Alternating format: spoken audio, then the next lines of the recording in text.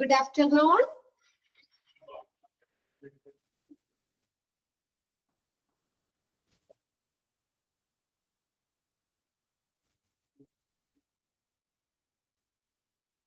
Okay. എല്ലാവർക്കും Easter ഒക്കെ കഴിഞ്ഞോ? അടിച്ചു പൊളിച്ച എല്ലാവരും? ഓക്കെ. എങ്ങനെയുണ്ടായിരുന്നു ഈസ്റ്റർ ഒക്കെ?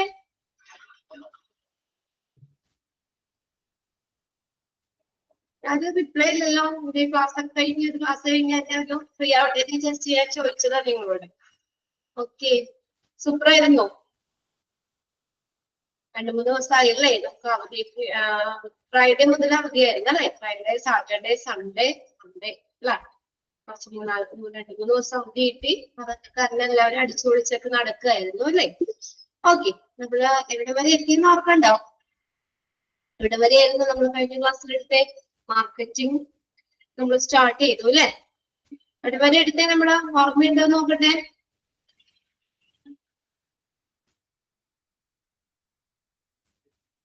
Product strategy. ഓക്കെ. ഓർക്കണ്ട അല്ലേ? നമ്മള് പ്രൊഡക്റ്റ് സ്ട്രാറ്റജി വരെയല്ലേ? Product strategy. Okay. Marketing strategies നമ്മൾ പറഞ്ഞത് അല്ലേ? 4 P's ഓഫ് മാർക്കറ്റിംഗ് പറഞ്ഞു. പിന്നെ strategies, product strategy, distribution strategy, promotional strategy, pricing strategy. അതിൽ പിന്നെ നമ്മൾ മാർക്കറ്റിംഗ് മിക്സ് എന്താണെന്ന് പറഞ്ഞു. പിന്നെ ഫസ്റ്റത്തെ പ്രൊഡക്റ്റ് സ്ട്രാറ്റജി എന്താണെന്നും പറഞ്ഞു നിർത്തി അല്ലെ? അവിടെ വരെയാണ് നമ്മൾ പറഞ്ഞത്. ഓക്കെ. ഇനി അടുത്തത് രണ്ടാമത്തെ പ്ലേസ് സ്ട്രാറ്റജിയാണ്. പ്ലേസ് സ്ട്രാറ്റജി കേട്ടോ. Place strategy is also known as distribution strategy. അപ്പൊ അതിന് ചോദിക്കാറുണ്ട് കേട്ടോ. ഡിസ്ട്രിബ്യൂഷൻ സ്ട്രാറ്റജി അറിയപ്പെടുന്ന മറ്റൊരു പേര്, അല്ലെങ്കിൽ പ്ലേസ് സ്ട്രാറ്റജി അറിയപ്പെടുന്ന മറ്റൊരു പേര്, 2 പേര് നോക്കി വെക്കാം. Place or distribution strategy. Page number ഒന്ന് ഷെയർ ചെയ്യേ. സജിത് ഇവിടെ ചോദിച്ചിട്ടുണ്ട്. പേജ് നമ്പർ എത്രയാണ്? 95 കേട്ടോ. 95. Okay. Place strategy, place of distribution strategy. Okay. Strategies എന്ന് പറഞ്ഞ എന്താ? തന്ത്രങ്ങൾ അല്ലെ? മാർക്കറ്റിംഗ് തന്ത്രങ്ങള്. അതിന് ഓരോന്നും നമ്മൾ ആദ്യം ഫസ്റ്റ് എന്താണ്? Product strategy. പ്രൊഡക്റ്റ് സ്ട്രാറ്റജി നമ്മൾ പറഞ്ഞു. രണ്ടാമത്തെ പ്ലേസ് സ്ട്രാറ്റജിയാണ്. Okay. A place of distribution strategy. A distribution strategy is a method of distributing goods or services to end users. ആ ബോൾഡ് ചെയ്തിട്ടുള്ളത് അതുപോലെ തന്നെ പഠിക്കാം. ആ ഡെഫിനിഷൻ തന്നെ തന്നിട്ട് നമ്മളോട് ഏത് സ്ട്രാറ്റജി ആണെന്ന് ചോദിക്കും. അവിടെ നമുക്കറിയാലോ, distributing goods or services to end users. എന്താ?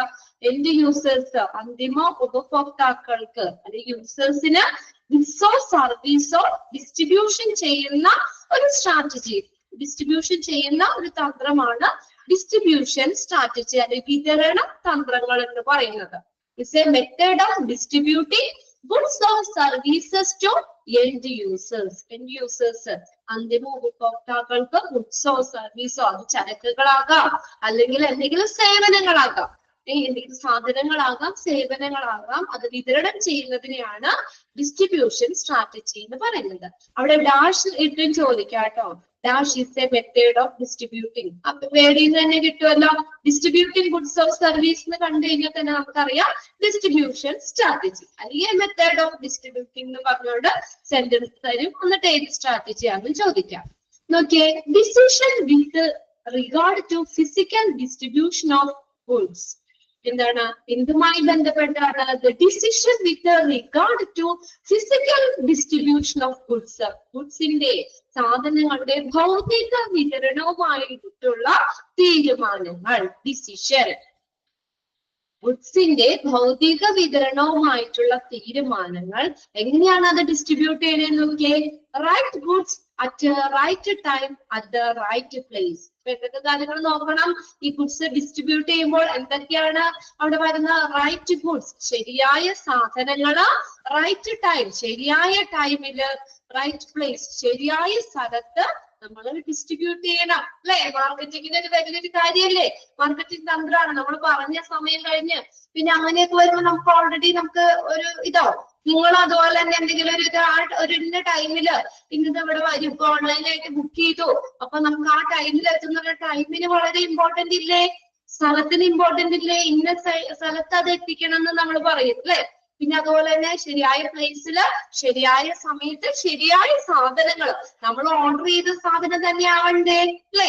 അപ്പൊ അതെല്ലാം ശരിയായ സാധനങ്ങള് ശരിയായ സ്ഥലത്ത് ശരിയായ സമയത്ത് എത്തിക്കുക. അതെന്താണ്? ഡിസ്ട്രിബ്യൂഷൻ സ്ട്രാറ്റജിയുടെ ഒരു രീതിയാണ്. Selection of marketing channel. അടുത്ത എന്താ പറഞ്ഞേക്കുന്നത്? മാർക്കറ്റിംഗ് ചാനലുകളുടെ സെലക്ഷൻ, തിരഞ്ഞെടുപ്പ്. മാർക്കറ്റിംഗ് ചാനലുകളുടെ തെരഞ്ഞെടുപ്പ്. മാർക്കറ്റിംഗ് ചാനൽ എന്ന് പറഞ്ഞ അപ്പൊ എന്തെന്ന് പറയാം നമുക്ക്? മാർക്കറ്റിംഗ് ചാനൽ എന്ന് പറഞ്ഞാൽ അതൊരു ആളുകളാകാം, അല്ലെങ്കിൽ എന്തെങ്കിലും സംഘടനകളാകാം, ഏതെങ്കിലും ഓർഗനൈസേഷൻ ആകാം, അല്ലെങ്കിൽ എന്തെങ്കിലും പ്രവർത്തനങ്ങളാകാം. That make the goods and services available for the use by consumers.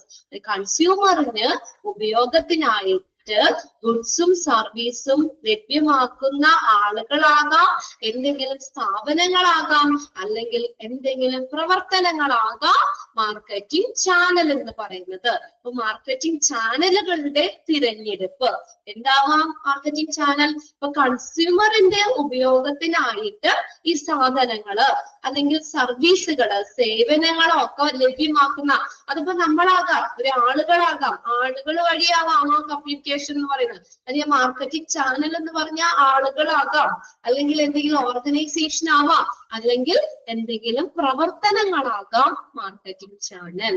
കൺസ്യൂമറിന്റെ ഉപയോഗത്തിനായിട്ട് ഗുഡ്സോ സർവീസോ ലഭ്യമാക്കുന്ന ആളുകളോ അല്ലെങ്കിൽ എന്തെങ്കിലും ഓർഗനൈസേഷനോ അല്ലെങ്കിൽ ഏതെങ്കിലും പ്രവൃത്തികളോ ആകാം ഏത്? Marketing channel. ഓക്കെ, ഇനി അടുത്ത നോക്കിയേ, പ്രൊമോഷണൽ സ്ട്രാറ്റജി. അപ്പൊ പ്ലേസ് എന്ന് പറഞ്ഞാൽ നമുക്കറിയാലോ, അത് ഡിസ്ട്രിബ്യൂഷൻ സ്ട്രാറ്റജി എന്ന് പറഞ്ഞു കഴിഞ്ഞാല് കൺസ്യൂമേഴ്സിന്, എൻഡ് യൂസേഴ്സിന് സാധനങ്ങളോ സേവനങ്ങളോ ഒക്കെ വിതരണം ചെയ്യുന്ന ഒരു മെത്തേഡാണ് ഡിസ്ട്രിബ്യൂഷൻ സ്ട്രാറ്റജി. അതെങ്ങനെ വേണം? എന്തുമായിട്ട് ബന്ധപ്പെട്ടാണ്? ഗുഡ്സിന്റെയോ സർവീസുകളുടെയോ ഒക്കെ ഭൗതിക വിതരണവുമായി ബന്ധപ്പെട്ടിട്ടുള്ള ഡിസിഷൻ, തീരുമാനങ്ങള് അതെങ്ങനെയായിരിക്കണം? ശരിയായ ഗുഡ്സ് ശരിയായ സമയത്ത് ശരിയായ സ്ഥലത്ത് അത് ഡിസ്ട്രിബ്യൂട്ട് ചെയ്യുക. പിന്നെ അടുത്തൊരു കാര്യം മാർക്കറ്റിംഗ് ചാനലിന്റെ സെലക്ഷൻ. മാർക്കറ്റിംഗ് ചാനൽ എന്ന് പറഞ്ഞാല് ഇപ്പൊ നമ്മൾ വഴിയാണ് അത് യൂസേഴ്സിന് കൊടുക്കണമെങ്കിൽ നമ്മൾ ആളുകളാകാം, അല്ലെങ്കിൽ ഏതെങ്കിലും ഒരു ഓർഗനൈസേഷൻ വഴിയാണ് ആ സർവീസ് കൊടുക്കണമെങ്കിൽ മാർക്കറ്റിംഗ് ചാനൽ എന്ന് പറഞ്ഞത് ആരാകാം? ആ ഓർഗനൈസേഷൻ ആകാം, അല്ലെങ്കിൽ എന്തെങ്കിലും ആക്ടിവിറ്റീസ് ആണെങ്കിൽ അതാകാം മാർക്കറ്റിംഗ് ചാനൽ. ഓക്കെ, ക്ലിയർ ആയില്ലേ? ഇനി അടുത്തത് പ്രൊമോഷണൽ സ്ട്രാറ്റജി ആണ്. ഓക്കെ, അതുപോലെ തന്നെ ബോൾഡ് ചെയ്തിട്ടേക്കണ സെന്റൻസ് ഒന്ന് നോക്കി വെക്കാം. Promotional strategy is A plan that is actionable to influence people about your business, create more leads and boost customer engagement. Engagement എന്ന് പറഞ്ഞാൽ ഇടപെടൽ, engagement. എന്താ പറഞ്ഞിരിക്കുന്നത്? നമ്മുടെ ബിസിനസിനെ കുറിച്ച് നമ്മുടെ ആളുകളെ സ്വാധീനിക്കാനും, okay, that is actionable to influence people about your business.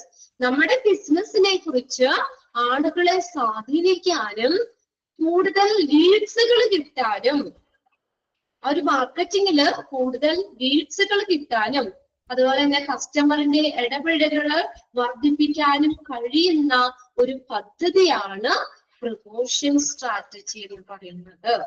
പറഞ്ഞേക്കുന്നേ, promotion strategy is a plan. ഇതൊരു പ്ലാൻ ആണ്. എന്തിനു വേണ്ടിയാ?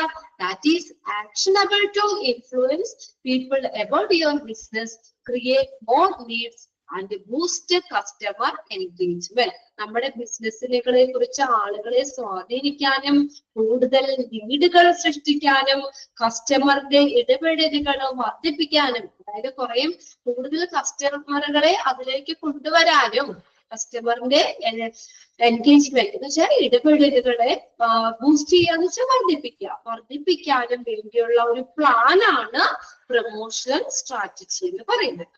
ഇനി അടുത്തത് പ്രൈസിംഗ് സ്ട്രാറ്റജി ആണ്. Okay, dealing with modes of setting price which should be both justifiable and competitive and bring in profit. ഇനി അടുത്തത് pricing strategy ആണ്. അപ്പൊ പ്രൈസ് സെറ്റ് ചെയ്യുക, പ്രൈസിംഗ് തന്ത്രങ്ങൾ. നമ്മൾ ഒരു മാർക്കറ്റില് ഒരു പ്രൊഡക്റ്റോ സർവീസിനോ നമ്മൾ ഇടുന്ന പ്രൈസ് ഇല്ലേ, അതെങ്ങനെ വേണം? എങ്ങനെയായിരിക്കണം? Deals with a mode of setting price which should be both justifiable. Justifiable എന്ന് പറഞ്ഞാൽ എന്താ? ന്യായീകരിക്കാവുന്നതായിരിക്കണം. ന്യായീകരിക്കാവുന്നതും പിന്നെ ആൻഡ് കോമ്പറ്റേറ്റീവ്, നമുക്ക് ഒരു മത്സരാധിഷ്ഠിതവുമായിരിക്കണം. ആൻഡ് ബ്രിങ്ങിങ് പ്രോഫിറ്റ്, നമുക്ക് ലാഭം വേണ്ടേ? അല്ലേ? ലാഭം വേണ്ടേ? ലാഭം കൊണ്ടുവരുന്ന, പ്രോഫിറ്റ് കൊണ്ടുവരുന്നതുമായിട്ടുള്ള വിലകൾ ക്രമീകരിക്കുന്ന രീതിയാണ് പ്രൈസിംഗ് സ്ട്രാറ്റജി എന്ന് പറയുന്നത്. പ്രൈസിംഗ് തന്ത്രങ്ങള്, ഇപ്പൊ നമ്മളൊരു പ്രൊഡക്റ്റ് അല്ലെങ്കിൽ ഒരു സേവനം, ഒരു സർവീസ് കൊടുത്തു, അതിനൊരു പ്രൈസ് സെറ്റ് ചെയ്യുമ്പോൾ എങ്ങനെയായിരിക്കണം അത് നമ്മുടെ ലോകത്തിൽ ഇപ്പൊ ഒരു പ്രൊഡക്റ്റ് ഞാൻ ഉണ്ടാക്കി, അതിന് ഒരിക്കലും ഇടാൻ പറ്റാത്ത അല്ലെങ്കിൽ ഒരു ഓവർ പ്രൈസ് അതിന് നമ്മൾ ഈടാക്കുവാണെങ്കിൽ ആളുകൾ വാങ്ങും. അതിന്റെ പ്രൈസ് സെറ്റ് ചെയ്യുമ്പോൾ എങ്ങനെയായിരിക്കണം? ന്യായമായതായിരിക്കണം, അല്ലെ? നമ്മളിപ്പോ ഒരു സാധനം വാങ്ങുമ്പോൾ അതിന് ന്യായമായ ഒരു വിലയുണ്ടല്ലോ. ന്യായമായതും കുറച്ചും കൂടി മത്സരാധിഷ്ഠിതവുമായ, പിന്നെ പ്രോഫിറ്റ്, ലാഭം കൊണ്ടുവരുന്നതുമായിട്ടുള്ള വിലകൾ സെറ്റ് ചെയ്യുന്ന, ക്രമീകരിക്കുന്ന ആ രീതിയാണ് പ്രൈസിംഗ് സ്ട്രാറ്റജി എന്ന് പറയുന്നത്. അപ്പൊ രണ്ടിന്റെയും നമ്മൾ ഇന്ന് ആ 4 എണ്ണത്തിലും നമ്മൾ സ്ട്രാറ്റജിയില് ആ ബോൾഡിൽ എഴുതിയേക്കുന്ന സെന്റൻസ് അങ്ങനെ തന്നെ പഠിക്കാം കേട്ടോ. അത് എന്നിട്ട് ആ സെന്റൻസ് തന്നെ തന്നിട്ട് നിങ്ങൾക്ക് ഒന്നിൽ ഡാഷിട്ട് ചോദിക്കാം. ആ സെന്റൻസ് തന്നിട്ട് നമുക്ക് സെന്റൻസിലുള്ളത് ഏതാണ്, അല്ലെങ്കിൽ ഏത് സ്ട്രാറ്റജിയിൽ വരുന്നതാണ് അല്ലെങ്കിൽ എതിരാത്താണെന്നുള്ളത് ചോദിക്കാം കേട്ടോ. ഇത് പ്രൈസ് സെറ്റ് ചെയ്യാന്ന് പറയുമ്പോ തന്നെ നമുക്കറിയാലോ പ്രൈസിംഗ് സ്ട്രാറ്റജിയാണ്, അല്ലേ? അത് വെച്ചിട്ട് നമുക്കറിയാലോ. പിന്നെ പ്രൊമോഷൻ സ്ട്രാറ്റജി എന്ന് പറഞ്ഞാൽ എന്താണ്? നമുക്ക് അതിന് വേണ്ടിയിട്ടുള്ള ഒരു എന്താ പറയാ, കൂടുതൽ കസ്റ്റമേഴ്സിനെ ബൂസ്റ്റ് ചെയ്യാനും കൂടുതൽ ലീഡ്സ് കിട്ടാനും നമുക്ക് ഈ ആളുകളെ കൂടുതൽ സ്വാധീനിക്കാനും ഒക്കെ ആയിട്ടുള്ള ഒരു പ്ലാനാണ്. അതിന് വർദ്ധിപ്പിക്കാൻ കഴിയുന്ന ഒരു പദ്ധതിയാണ് പ്രൊമോഷണൽ സ്ട്രാറ്റജി. ഇനി അത് കറക്റ്റ് എല്ലാ ഗുഡ്സ് ഓഫ് സർവീസ് എല്ലാവർക്കും കറക്റ്റ് ടൈമിന് ശരിയായ സ്ഥലത്തൊക്കെ വിതരണം ചെയ്യുന്നതാണ് ഡിസ്ട്രിബ്യൂഷൻ സ്ട്രാറ്റജി എന്ന് പറയുന്നത്. അപ്പൊ അത് 3 ബോൾഡ് ചെയ്തിട്ടേക്കണ്ട അണ്ടർലൈൻ ചെയ്തോ? അത് അണ്ടർലൈൻ ചെയ്തിടുക കേട്ടോ. ആ സെന്റൻസ് തന്നെ ഒന്ന് നോട്ട് ചെയ്ത് വെക്കുക. 4 എണ്ണം 4 സ്ട്രാറ്റജീസും അങ്ങനെ നോക്കുക. ഇനി അടുത്തത് തന്നേക്കുന്നത് ഇതിനകത്ത് മാർക്കറ്റിംഗിന്റെ സ്റ്റെപ്സുകളാണ് ഇവിടെ പറഞ്ഞേക്കുന്നത്. മാർക്കറ്റിംഗ് സ്റ്റെപ്സ് അത് 2 സെക്ഷൻ ആയിട്ടാണ് നമുക്ക് പഠിക്കാനുള്ളത്. ഫസ്റ്റത്തെ ഒരു പുതിയ ഹോസ്പിറ്റലില് മാർക്കറ്റിംഗ് കൊണ്ടുവരാണ്. ജനറൽ ആയിട്ട് നമുക്ക് മാർക്കറ്റിംഗിന് വേണ്ട സ്റ്റെപ്സുകളും പിന്നെ ഒരു പുതിയ ഹോസ്പിറ്റലില് മാർക്കറ്റിംഗിന്റെ കൊണ്ടുവരുന്നതിനുള്ള അല്ലെങ്കിൽ മാർക്കറ്റ് നടത്തുന്നതിനുള്ള സ്റ്റെപ്സുകളും, അങ്ങനെ 2 സെക്ഷൻ ആയിട്ട് അവിടെ പഠിക്കാണ്ട്. ഒന്നാമത്തെ തന്നേക്കുന്നത് ജനറൽ ആയിട്ടുള്ള മാർക്കറ്റിംഗിന് വേണ്ട സ്റ്റെപ്പുകള്. ഒരു ജനറൽ ആയിട്ട് മാർക്കറ്റിംഗിന് വേണ്ട സ്റ്റെപ്പുകളാണ് ഈ പറഞ്ഞേക്കുന്നത്. സ്റ്റെപ്പ് 1, സ്റ്റെപ്പ് 2, സ്റ്റെപ്പ് 3 അങ്ങനെ ആ സ്റ്റെപ്പുകൾ അവിടെ കൊടുക്കുന്നുണ്ട്. അത് നമുക്ക് 1 by 1 ആയിട്ട് നോക്കാം. അതിനകത്ത് നോക്കിയേ, എന്താ ഇതിന്റെ ഹെഡിങ് എന്താണ്? ഒരു ജനറൽ ആയിട്ട് മാർക്കറ്റിംഗിന് വേണ്ട സ്റ്റെപ്പുകള്. ഒരു ജനറൽ ആയിട്ട് മാർക്കറ്റിംഗിന് വേണ്ട സ്റ്റെപ്പുകളാണ് ഈ പറഞ്ഞിരിക്കുന്നത്. ഫസ്റ്റ് നോക്കി, development of new product and redesigning on old one. ഒരു പുതിയ പ്രൊഡക്റ്റിന്റെ വികസനം. ഫസ്റ്റ് നമ്മുടെ ഒരു പ്രൊഡക്റ്റ് അല്ലേ, ഒരു പുതിയ പ്രൊഡക്റ്റിന്റെ വികസനം അല്ലെങ്കിൽ എന്താണ് റീഡിസൈനിങ്, രൂപകൽപ്പന ചെയ്യുക. എന്താ? ആൻ ഓൾഡ് വൺ, പഴയത് രൂപകൽപ്പന ചെയ്യുക അല്ലെങ്കിൽ പുനർരൂപകൽപ്പന ചെയ്യുക. റീഡിസൈനിങ് ഉണ്ട് കേട്ടോ, പുനർരൂപകൽപ്പന ചെയ്യുക.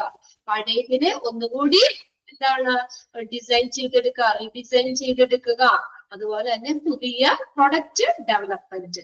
അപ്പൊ അതിന്റെ കീഴില് നമുക്ക് കുറച്ച് സ്റ്റെപ്സുകൾ തന്നിട്ടുണ്ട്. നോക്കി, അതിനകത്ത് ഈ സ്റ്റെപ്പുകൾ നിങ്ങൾ പഠിച്ചു വെക്കുക. സ്റ്റെപ്പ് 1, സ്റ്റെപ്പ് 2, സ്റ്റെപ്പ് 3, സ്റ്റെപ്പ് 4 അങ്ങനെ ആ സ്റ്റെപ്പുകൾ കറക്റ്റ് ആയിട്ട് മനസ്സിലാക്കി വെക്കുക. ഒന്നാമത്തെ സ്റ്റെപ്പ് ഏതാ, രണ്ടാമത്തെ സ്റ്റെപ്പ് ഏതാ, ഓർഡർ അനുസരിച്ച് സ്റ്റെപ്പുകൾ മാത്രം നോക്കി വെക്കുക. ഹെഡിങ് എന്തെന്ന് എഴുതാം? Development of new product and redesigning and old one. Step 1 എന്താ പറഞ്ഞിരിക്കുന്നത്?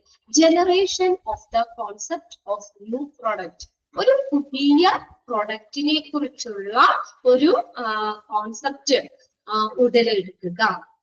ഇതാണ് ഒന്നാമത്തെ സ്റ്റെപ്പ്. ആദ്യം നമ്മൾ ഏത് മാർക്കറ്റിങ്ങിലാണെങ്കിലും എന്താണ് ഒരു പുതിയ പ്രൊഡക്റ്റ് അല്ലെ, ആ പ്രൊഡക്റ്റിനെ കുറിച്ചുള്ള ഒരു ആശയം, നമ്മുടെ ഒരു കോൺസെപ്റ്റ് നമ്മൾ എന്ത് ചെയ്യുക, രൂപകൽപ്പന ചെയ്യുക, ഉടലെടുക്കുക. അതാണ് സ്റ്റെപ്പ് 1 എന്ന് പറയുന്നത്. Generation of the concept of new product. അത് നോക്കിയ idea born in the minds of an individual or ഒരു ഇൻഡിവിജ്വലിന്റെ, ഒരു വ്യക്തിയുടെ മനസ്സിൽ തോന്നിയ ഐഡിയ ആകാം, അല്ലെങ്കിൽ ഒരു ഗ്രൂപ്പ്, ഒരു കൂട്ടം ആളുകളിൽ തോന്നിയ ഐഡിയകളാകാം. അപ്പൊ നമ്മളിപ്പോ ക്ലാസ്സിൽ ഇത്രയും കുട്ടികൾ ഇവിടെ ഇരിക്കുന്നുണ്ട് അല്ലെ. അപ്പൊ നമ്മളൊരു പുതിയ ഒരു പ്രൊഡക്റ്റ് നമ്മൾ മാർക്കറ്റിങ്ങിലേക്ക് വേണ്ടി ഇറക്കുവാണ്. അപ്പൊ അതില് നമുക്ക് ഓരോരുത്തർക്കും ഓരോ കോൺസെപ്റ്റ് ഉണ്ട് അല്ലെ. ഇന്ന സാധനം ചെയ്യാം, ഇന്ന സാധനം ഇറക്കാം, അല്ലെങ്കിൽ ഇന്ന സർവീസ് കൊടുക്കാം, അങ്ങനെയൊക്കെ. അപ്പൊ ആദ്യം എന്താ പറഞ്ഞേക്കുന്നത്, ഒന്നില്ലെങ്കിൽ ഒരു വ്യക്തിയുടെ മനസ്സിൽ തോന്നിയിട്ടാകാം, അല്ലെങ്കിൽ നമ്മളെല്ലാവരും കൂടി ഗ്രൂപ്പായിട്ട് എടുക്കുന്ന ഒരു ഐഡിയ ആകാം. എന്തായാലും ഒന്നാമത്തെ സ്റ്റെപ്പിൽ എന്താ, ഒരു പുതിയൊരു ഐഡിയ എന്ന, ഒരു പുതിയൊരു പ്രൊഡക്റ്റ് എന്നൊരു കോൺസെപ്റ്റ് എന്ത് ചെയ്യുന്നു, ഉടലെടുക്കുന്നു. അതാണ് സ്റ്റെപ്പ് 1. അതെങ്ങനെയാ, ഒരു ഇൻഡിവിജ്വലിന്റെ മനസ്സിൽ തോന്നിയതാകാം, അല്ലെങ്കിൽ ഗ്രൂപ്പ് ഓഫ് പീപ്പിൾ, ഒരു കൂട്ടം ആളുകളിൽ തോന്നിയ ഐഡിയ ആകാം.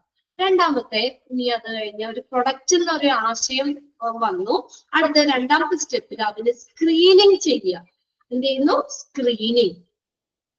സ്റ്റെപ്പ് 2 എന്താണ്, അത് സ്ക്രീനിങ് ചെയ്യുന്നു. നമ്മൾ സ്ക്രീനിങ് ചെയ്യാറില്ലേ? എന്തിനു വേണ്ടിയാ സ്ക്രീനിങ് നടത്തുന്നത്? ഇപ്പൊ ഒരു പ്രോഗ്രാമിന്റെ സ്ക്രീനിങ് നടക്കും. എന്താ, ആ പ്രോഗ്രാം ആ സ്റ്റേജിൽ എല്ലാവരും കാണുകയും അത് അവതരിപ്പിക്കുന്നതിന് മുന്നേ നമ്മളൊന്ന് ടെസ്റ്റ് ചെയ്ത് നോക്കണാണല്ലേ സ്ക്രീനിങ്. അപ്പൊ നമ്മളൊന്ന് അവിടെ ഒരു സ്ക്രീനിങ് നടത്തി എന്തെങ്കിലും പോരായ്മകളൊക്കെ ഉണ്ടെങ്കിൽ എന്ത് ചെയ്യുന്നു, അത് അവിടെ നേരെയാക്കിയിട്ട് നമ്മൾ ശരിക്കും പെർഫോമൻസിൽ അത് കുറച്ചുകൂടി ഇംപ്രൂവ് ചെയ്യാൻ വേണ്ടി ചെയ്യുന്ന കാര്യമാണ് സ്ക്രീനിങ് എന്ന് പറയുന്നത്. ഒരു പുതിയ പ്രൊഡക്റ്റ് എന്ന് പറഞ്ഞൊരു ആശയം നമ്മുടെ മനസ്സിലേക്ക് വന്നു കഴിഞ്ഞാൽ അത് എന്ത് ചെയ്യണം, സ്ക്രീനിങ് നടത്തണം. ഓരോരുത്തർക്കും ഉണ്ടാവും അല്ലെ അതിനെ കുറിച്ചുള്ള പല പല കാര്യങ്ങൾ. Okay, idea that meet up with company objectives and promise good sales are taken into consideration. അത്രയും മതി കേട്ടോ. ഈ റിമോട്ട് എന്നുള്ളത് വേണ്ട, അത്രയും മതി. Okay, idea. അപ്പൊ ആ പുതിയ പ്രൊഡക്റ്റ് എന്ന് പറയുന്ന ഐഡിയ എങ്ങനെയായിരിക്കണം, ഇത് മീറ്റ് കമ്പനീസ് ഒബ്ജക്റ്റീവ്സ്, കമ്പനിയുടെ ലക്ഷ്യങ്ങളെ അത് മീറ്റ് ചെയ്യുന്നതായിരിക്കണം, നിറവേറ്റുന്നതായിരിക്കണം. നമുക്ക് കാര്യം ഇഷ്ടമുള്ള ഒരു പ്രൊഡക്റ്റ് എന്നല്ല നമ്മൾ ഡിസൈഡ് ചെയ്യുന്നത്. എങ്ങനെയായിരിക്കണം അത്, കമ്പനിയുടെ ലക്ഷ്യങ്ങളെ നിറവേറ്റുന്ന രീതിയിലുള്ള ഐഡിയ ആയിരിക്കണം. And promise good sale. പിന്നെ എന്താ, നല്ല സെയിൽ ഓഫർ ചെയ്യണം അല്ലേ. നല്ല നമ്മൾ ഉണ്ടാക്കുന്ന ഒരു പ്രൊഡക്റ്റ്, നമ്മൾ കൊടുക്കുന്ന സർവീസ്, അത് നല്ല ഒരു സെയില് ഓഫർ ചെയ്യണം, പ്രോമിസ് ചെയ്യണം, ഉറപ്പുവരുത്തണം. നമ്മൾ ഈ പ്രൊഡക്റ്റ് ഉണ്ടാക്കി അത് എന്തായാലും 100% നല്ല സെയിലാവും എന്നുള്ള ഒരു പ്രോമിസ്, ഒരു വാഗ്ദാനം വേണം അല്ലെ. പ്രോമിസ് ചെയ്യുന്നതായിരിക്കണം. ആ രണ്ട് കാര്യങ്ങളും നമ്മൾ കൺസിഡർ ചെയ്യണം. എന്താണ്, കമ്പനിയുടെ ലക്ഷ്യങ്ങൾ നിറവേറ്റുകയും നല്ല വിൽപ്പന വാഗ്ദാനം ചെയ്യുകയും ചെയ്യുന്ന ഒരു ആശയം. പിന്നെ അടുത്തതൊക്കെ ഡിസിഷൻ മേഡ് ഈസ് ഇമ്പോർട്ടൻറ്റ്. അവിടെ എടുക്കുന്ന തീരുമാനം, ആ സ്ക്രീനിങ്ങില് എടുക്കുന്ന തീരുമാനം വളരെ ഇമ്പോർട്ടന്റ് ആണ്. Decision made is important. എടുക്കുന്ന തീരുമാനം വളരെ ഇമ്പോർട്ടന്റ് ആണ്. 2 സ്റ്റെപ്പ് കിട്ടിയോ? ഒന്നാമത്തെ സ്റ്റെപ്പ് എന്താ, ഒരു പുതിയ പ്രൊഡക്റ്റ് എന്നൊരു കോൺസെപ്റ്റ് എന്ത് ചെയ്യുന്നു, രൂപീകരിക്കുന്നു, ഒരു ആശയം ഉടലെടുക്കുന്നു. അതിനുശേഷം രണ്ടാമത്തെ സ്റ്റെപ്പിൽ എന്താ പറഞ്ഞേ, സ്ക്രീനിങ് വന്നു അല്ലെ. സ്ക്രീനിങ് ചെയ്തു, ഒരു ഐഡിയ ആദ്യം മനസ്സിൽ വന്നു, പിന്നെ അതിന് സ്ക്രീനിങ് ചെയ്തു. ആ സ്ക്രീനിങ്ങിൽ എന്താ പറഞ്ഞ, നമ്മുടെ കമ്പനിയുടെ ഒബ്ജക്റ്റീവ്സ്, ആശയങ്ങള്, നമുക്ക് ആ ലക്ഷ്യങ്ങള്, കമ്പനിയുടെ ലക്ഷ്യങ്ങള് നിറവേറ്റിക്കുകയും ഒരു നല്ല സെയില് ഓഫർ ചെയ്യുന്നതുമായിട്ടുള്ള ഒരു കാര്യമാണ് നമ്മൾ കൺസിഡർ ചെയ്യുന്നത്. അവിടെ എടുക്കുന്ന തീരുമാനങ്ങൾ വളരെയധികം ഇമ്പോർട്ടന്റ് ആണ്. ഇനി using check list which consist of factors such as, ഈ ഫാക്ടേഴ്സ് അടങ്ങിയിട്ടുള്ള ചെക്ക് ലിസ്റ്റുകൾ ഉപയോഗിക്കണം. അപ്പൊ എന്താ ചെക്ക് ലിസ്റ്റ് എന്ന് പറഞ്ഞ, എന്താണ് ചെക്ക് ലിസ്റ്റ്? നമ്മൾ കേട്ടിട്ടുണ്ട് കമ്പനിയുടെ ചെക്ക് ലിസ്റ്റ് കാര്യങ്ങൾ അല്ലെ. ഈ ആശയങ്ങൾ താഴെ 3 പോയിന്റ് തന്നിട്ടുണ്ട്. അവിടെ 4 പോയിന്റ്സ് അവിടെ തന്നിട്ടുണ്ട്. എന്താ പറഞ്ഞത്, ഈ ആശയങ്ങൾ അടങ്ങിയ ചെക്ക് ലിസ്റ്റ് ഉപയോഗിക്കണം. ചെക്ക് ലിസ്റ്റ് എന്ന് പറഞ്ഞ എന്താ, ഡീറ്റെയിൽ എല്ലാ സ്റ്റെപ്പിന്റെയും ഡീറ്റെയിലുകൾ പ്രൊസീജിയറൊക്കെ ഉൾപ്പെടുന്നതാണ് ചെക്ക് ലിസ്റ്റ് എന്ന് പറയുന്നത്. നമ്മൾ റെഫറൻസിന് വേണ്ടി ഉപയോഗിക്കുന്നതാണ് ചെക്ക് ലിസ്റ്റ്. അപ്പൊ ഈ ഫാക്ടേഴ്സ് ഏതൊക്കെയാ? Feature or quality of product of service. എന്താ പറഞ്ഞിരിക്കുന്നത്? ഒരു പ്രൊഡക്റ്റിന്റെ ഫീച്ചേഴ്സ് ഓർ ക്വാളിറ്റി അല്ലെങ്കിൽ ഫീച്ചേഴ്സ് സവിശേഷത കാണിക്കുന്ന അതിന്റെ സവിശേഷത കാണിക്കുന്ന ചെക്ക് ലിസ്റ്റ്, അത് ഈ ഫാക്ടറുള്ള ചെക്ക് ലിസ്റ്റ്. അപ്പൊ ചെക്ക് ലിസ്റ്റിൽ എന്ത് വേണം? Features or quality of product of service, പ്രൊഡക്റ്റിന്റെ ക്വാളിറ്റി ഗുണമേന്മ അല്ലെങ്കിൽ സവിശേഷത വേണം. Availability of raw material or personnel. പിന്നെന്താ? Availability of raw materials. നമുക്കത് എന്തെങ്കിലും ഉണ്ടാക്കണമെങ്കിൽ അതിന്റെ മെറ്റീരിയൽസിന്റെ അവൈലബിലിറ്റി നോക്കണം അല്ലെ? ഒരു പ്രൊഡക്റ്റ് നമ്മൾ കൊടുക്കുമ്പോൾ, ഒരു സർവീസ് കൊടുക്കുമ്പോൾ അതിനുള്ള മെറ്റീരിയൽസ് അവൈലബിൾ ആണോ? ഓർ പേഴ്സണൽ, അതിനുള്ള ആളുകളും വേണം അല്ലെ? അപ്പോ എന്താ? അതിനുള്ള ആളുകളുടെ ലഭ്യതയുണ്ടോ എന്നുള്ളതും നോക്കണം. ദെൻ കമ്പനീസ് കേപ്പബിലിറ്റി, അതെന്താ? കമ്പനിയുടെ കഴിവ്. ആ പ്രൊഡക്റ്റ് നിർമ്മിക്കാനായിട്ട് കമ്പനിക്ക് അതിനുള്ള കഴിവുണ്ടോ അതും നോക്കണം. അപ്പൊ ചെക്ക് ലിസ്റ്റില് ഈ ഫാക്ടേഴ്സ് ഒക്കെ ഉൾപ്പെടണം. ഇങ്ങനെയുള്ള ആ ചെക്ക് ലിസ്റ്റ് നമ്മൾ ഉപയോഗിക്കണം. Okay, facilities required. ഇനി ഫെസിലിറ്റിയിൽ എന്താ പറഞ്ഞേ? Infrastructure for sale and distribution. Sale ചെയ്യാനും അത് വിതരണം ചെയ്യാനും, ഡിസ്ട്രിബ്യൂട്ട് ചെയ്യുക എന്ന് വെച്ചാൽ വിതരണം ചെയ്യുക, വിതരണം ചെയ്യാനുള്ള അടിസ്ഥാന സൗകര്യങ്ങളും വേണം. കണ്ടോ? അപ്പൊ ഇതെല്ലാം നമ്മുടെ നമ്മൾ ഉപയോഗിക്കുന്ന ചെക്ക് ലിസ്റ്റിൽ അല്ലെങ്കിൽ ഇത്രയും ഫാക്ടേഴ്സ് ഉള്ള ചെക്ക് ലിസ്റ്റ് നമ്മൾ ഉപയോഗിക്കണം. എപ്പോഴാ? സ്ക്രീനിങ്ങില്. ക്ലിയർ ആയോ നോക്കിയ പോയിന്റ്സ്? നമ്മൾ സ്ക്രീനിങ്, നമ്മുടെ ഒരു പ്രൊഡക്റ്റിനെ കുറിച്ചുള്ള ഒരു ആശയം നമ്മൾ ഉടലെടുത്തു. അതാണ് ഒന്നാമത്തെ സ്റ്റെപ്പ് എന്ന് പറഞ്ഞത്. രണ്ടാമത്തെ സ്റ്റെപ്പിൽ എന്താ? സ്ക്രീനിങ് ആണ്. ഇനി അത് സ്ക്രീൻ ചെയ്യാണ്. ആ സ്ക്രീനിങ്ങിൽ എന്ത് വേണം? നമ്മുടെ കമ്പനിയുടെ ഹോസ്പിറ്റലാണെങ്കിൽ ഹോസ്പിറ്റലിന്റെ ഒരു ജനറൽ ആയിട്ട് അവിടെ പറഞ്ഞേക്കണേ. അപ്പൊ അതായത് ഒരു കമ്പനിയുടെ, ഒരു ഓർഗനൈസേഷന്റെ ഗോൾസ് അല്ലെങ്കിൽ ഒബ്ജക്റ്റീവ്സ്, അതിന്റെ ലക്ഷ്യങ്ങളെ നിറവേറ്റുന്ന രീതിയിലായിരിക്കണം. അല്ലെങ്കിലോ നല്ല സെയില് പ്രൊമോട്ട് ചെയ്യുന്ന രീതിയിലുള്ള, പ്രോമിസ് ചെയ്യുക, ഉറപ്പ് ഉള്ള രീതിയിലായിരിക്കണം നമ്മള് എന്ത് ചെയ്യാനായിട്ട് നമ്മൾ ആ സ്ക്രീനിങ്ങില് നമ്മൾ ഈ രണ്ട് കാര്യങ്ങളും കൺസിഡർ ചെയ്യണം. നമ്മുടെ പ്രൊഡക്റ്റ് കമ്പനിയുടെ ഒബ്ജക്റ്റീവ്സ് നിറവേറ്റുന്നതും പിന്നെ അതുപോലെ നല്ല സെയില് പ്രൊമോട്ട് ചെയ്യുന്നതായിരിക്കണം, പ്രോമിസ് ചെയ്യുന്നതുമായിരിക്കണം. ഇനി എടുക്കുന്ന തീരുമാനം വളരെയധികം ഇമ്പോർട്ടന്റ് ആണ്. ഇനി നമ്മൾ പറഞ്ഞു സ്ക്രീനിങ്ങില് ചെക്ക് ലിസ്റ്റ് ഉപയോഗിക്കണമെന്ന് പറഞ്ഞു. അതായത് ആ സ്റ്റെപ്പിന്റെ ഡീറ്റെയിൽസ് ഒക്കെ അല്ലെങ്കിൽ ആ പ്രൊസീജിയർ ഒക്കെ കാണിക്കുന്ന ഒരു ഇതാണ്, ഒരു ബുക്കാണ് ചെക്ക് ലിസ്റ്റ് എന്ന് പറയുന്നത്. അത് ആ ചെക്ക് ലിസ്റ്റിൽ എന്തൊക്കെ കാര്യങ്ങൾ വേണം? അണ്ടർലൈൻ ചെയ്തിട്ടോ? 4 പോയിന്റ്സ് അണ്ടർലൈൻ ചെയ്തിട്ടോ കേട്ടോ. അത് ചെക്ക് ലിസ്റ്റിൽ വേണ്ട ഫാക്ടേഴ്സ്, എന്തൊക്കെ ഫാക്ടേഴ്സ് ഉള്ള ചെക്ക് ലിസ്റ്റ് നമ്മൾ ഉപയോഗിക്കണം. എന്തൊക്കെ വേണ്ടേ? ഒരു പ്രൊഡക്റ്റ് അല്ലെങ്കിൽ സർവീസിന്റെ ഫീച്ചേഴ്സ് ഓർ ക്വാളിറ്റി, സവിശേഷത അല്ലെങ്കിൽ ഗുണനിലവാരം. പിന്നെ അവൈലബിലിറ്റി, മെറ്റീരിയലിന്റെ അവൈലബിലിറ്റി, ആളുകളുടെ അവൈലബിലിറ്റി വേണം.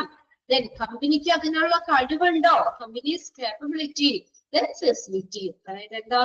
സെയിൽ ചെയ്യാനും ഡിസ്ട്രിബ്യൂട്ട് ചെയ്യാനുമുള്ള അടിസ്ഥാന സൗകര്യങ്ങളുണ്ടോ?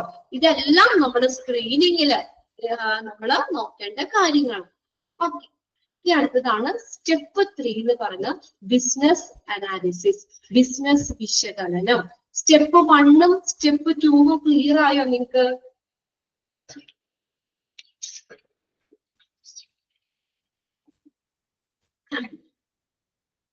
ക്ലിയർ ആയോ? 2 സ്റ്റെപ്പ് ക്ലിയർ ആയോ? ഏതൊക്കെയാണ് ആ സ്റ്റെപ്പുകൾ നോക്കി വെക്കുക. സ്റ്റെപ്പ് 1 ഏതാണ്, സ്റ്റെപ്പ് 2 ഏതാണ്, പിന്നെ ആ ചെക്ക് ലിസ്റ്റിൽ എന്തൊക്കെ ഫാക്ടേഴ്സ് ഉൾപ്പെടുന്നത്. ഓക്കെ, ഇനി അടുത്തത് തേർഡ് വൺ ഏതാണ്? ബിസിനസ് അനാലിസിസ് ആണ്, ബിസിനസ് വിശകലനം. Evaluation of overall comprehensive market potential, മൊത്തത്തിലുള്ള എന്തെങ്കിലും ഒരു വിപണി സാധ്യത വിലയിരുത്തണം. ബിസിനസ് അനാലിസിസ് എന്ന് പറഞ്ഞാൽ എന്താ? ബിസിനസ് അനലൈസ് ചെയ്യുക, വിശകലനം ചെയ്യുക. അപ്പൊ നമ്മളെന്താ, ഒരു പ്രൊഡക്റ്റ് നമ്മൾ ഉണ്ടാക്കി അതിന്റെ വിപണിയില് മാർക്കറ്റിൽ അതിന്റെ പോസിബിലിറ്റി എന്താണെന്ന് നോക്കണ്ടേ? ഇവാലുവേറ്റ് ചെയ്യണ്ടേ? അല്ലെ? ആ മാർക്കറ്റിലേക്ക് ഇറങ്ങിയാൽ എത്രത്തോളം അത് സെയിൽ ആവാനുള്ള ഇതുണ്ട്, അല്ലെങ്കിൽ നമുക്ക് എത്രത്തോളം അതിൽ നിന്ന് പ്രോഫിറ്റ് കിട്ടാം എന്നുള്ളത് നമ്മളൊരു എന്താ പറയാ ഇവാലുവേറ്റ് ചെയ്യണം, അല്ലേ? എങ്ങനെയാ നോക്കി? Evaluation of overall comprehensive market potential. മൊത്തത്തിലുള്ള സമഗ്രമായ, കോംപ്രിഹെൻസീവ് എന്ന് പറഞ്ഞ സമഗ്രമായ, മൊത്തത്തിലുള്ള സമഗ്രമായ വിപണി സാധ്യതകള് വിലയിരുത്തുക, ഇവാലുവേറ്റ് ചെയ്യുക. Then അടുത്തത് എന്താ വേണ്ടത്? Financial resources. അതിനുള്ള ഫിനാൻഷ്യൽ വേണ്ടേ? സാമ്പത്തികമാ വേണ്ടേ? അല്ലെ? ഫിനാൻഷ്യൽ റിസോഴ്സസ് ഫോർ എന്തിനു വേണ്ടി? പ്രൊഡക്ഷൻ, അത് പ്രൊഡ്യൂസ് ചെയ്യാൻ, പ്രൊമോഷൻ, ഡിസ്ട്രിബ്യൂഷൻ, വിതരണം ചെയ്യാൻ ഒക്കെയുള്ള ഫിനാൻഷ്യൽ റിസോഴ്സ് വേണം. ഇപ്പൊ ബിസിനസ് അനാലിസിസിൽ നമ്മൾ എന്തൊക്കെ കാര്യങ്ങളാ വേണ്ടേ? മൊത്തത്തില് നമ്മൾ അതിന്റെ ഒരു വിപണി സാധ്യത വിലയിരുത്തും. Valuation of overall comprehensive market potential. മൊത്തത്തിലുള്ള ഒരു വിപണി സാധ്യത വിലയിരുത്തുന്നു. പിന്നെ അടുത്തത് പറഞ്ഞേക്കുന്നത് ഏതാണ്? ബിസിനസ് അനാലിസിസിൽ മറ്റൊരു കാര്യം, അവിടെ ഫിനാൻഷ്യൽ റിസോഴ്സ് നോക്കണം. എന്തിനു വേണ്ടി? For production, promotion, distribution. Produce ചെയ്യാൻ, പ്രൊമോഷൻ അതിന് വേണ്ടി, ഡിസ്ട്രിബ്യൂഷൻ വിതരണം ചെയ്യുന്നതിന് വേണ്ടിയുള്ള ഫിനാൻഷ്യൽ റിസോഴ്സും നോക്കണം. Then growth rate and products competitive strength. വളർച്ചാ നിരക്കും ഉൽപ്പന്നത്തിന്റെ മത്സര ശക്തിയും. ഗ്രോത്ത് റേറ്റ് എങ്ങനെയാണ്, അല്ലെങ്കിൽ അതിന്റെ പ്രൊഡക്ട്സ് കോമ്പറ്റേറ്റീവ് സ്ട്രെങ്ത്, മത്സര ബുദ്ധി എന്താണ്? മാർക്കറ്റിലേക്ക് ഇറക്കുമ്പോൾ മറ്റുള്ള പ്രൊഡക്ട്സുമായിട്ട് അതിന് കോമ്പറ്റേറ്റീവ്, അത് മത്സരാധിഷ്ഠ ശക്തി ഉണ്ടോ, അതിന് മറ്റുള്ളതിനെയൊക്കെ മറികടന്ന് നമ്മുടെ പ്രൊഡക്റ്റ് കുറച്ചും കൂടി ബെറ്റർ ആകാനുള്ള ഒരു മത്സര ബുദ്ധി ശക്തി ഉണ്ടോ, അതും കൂടി നമ്മൾ അതിനകത്ത് നോക്കും. Growth rate and products comprehensive strength. നമ്മൾ ഈ സെൻസസിലൊക്കെ നമ്മൾ ഇത് കാണിക്കില്ല, ഗ്രോത്ത് റേറ്റ് കാണിക്കൂലേ മാർക്കറ്റിലൊക്കെ, മാർക്കറ്റിങ്ങിലൊക്കെ. ഇപ്പൊ നമ്മുടെ മാർക്കറ്റിംഗ് എങ്ങനെയാണ്, അതിന്റെ ഗ്രോത്ത് റേറ്റ്, ആ പിക്ചർ ഒക്കെ കാണിക്കൂലേ? അതും അതുപോലെ തന്നെ ആ ഒരു പ്രൊഡക്റ്റിന്റെ കോമ്പറ്റേറ്റീവ് സ്ട്രെങ്ത്തും. ഓക്കെ, അതാണ് ബിസിനസ് അനാലിസിസിൽ വരുന്നത്. ഇനി അടുത്തത് നാലാമത്തെ സ്റ്റെപ്പാണ് product development.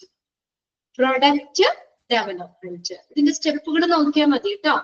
Product development. Okay, marketing department provide feedback of consumer reaction, wants, packaging, branding, etc. Marketing department എന്ത് ചെയ്യുന്നു? ഒരു ഫീഡ്ബാക്ക് കൊടുക്കും കൺസ്യൂമർ. ഇപ്പൊ നമ്മളൊരു പ്രൊഡക്റ്റ് നമ്മൾ മാർക്കറ്റിലേക്ക് ഇറക്കുമ്പോൾ ആ ഒരു പ്രൊഡക്റ്റിനെ കുറിച്ച് ആ കൺസ്യൂമറിന്റെ റിയാക്ഷൻ എന്താണ്, അവർക്കുടെ ആവശ്യങ്ങള്, പാക്കേജിങ്, അതിന്റെ ബ്രാൻഡിങ്, ഇതെല്ലാം സംബന്ധിച്ച് മാർക്കറ്റിംഗ് ഡിപ്പാർട്ട്മെന്റ് ഫീഡ്ബാക്ക് കൊടുക്കുന്നു. അവിടെ ഒന്ന് അണ്ടർലൈൻ ചെയ്തിട്ടോണം. Dash department provide feedback of consumer reaction, wants, packaging, branding etcetera. ആരാ കൊടുക്കുന്ന ഫീഡ്ബാക്ക്? കൊടുക്കുന്ന ആരാണ്? Marketing department. ആരാണ് ഫീഡ്ബാക്ക് കൊടുക്കുന്നേ?